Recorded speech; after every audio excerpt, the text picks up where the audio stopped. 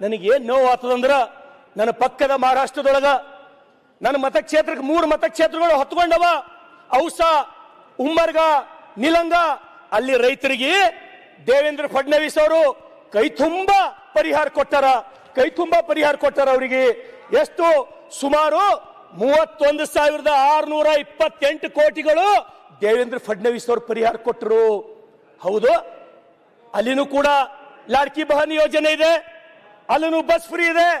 ಆದ್ರೆ ನಮ್ಮಲ್ಲಿ ಇವತ್ತು ಪರಿಹಾರ ಪೋರ್ಟಲ್ ತೆಗೆದು ನೋಡ್ರಿ, 3,000 ಹಿನ್ನ ಮುಟ್ಟಿಲ್ಲ.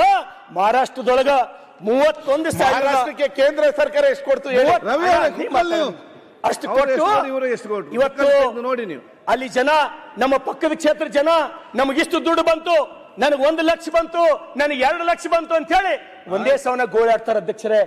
ಅಧ್ಯಕ್ಷರೇ, ನಮ್ಮ ರೈತರು ಆಕಳ ಸ್ವಭಾವದವ್ರ ಅಧ್ಯಕ್ಷರೇ.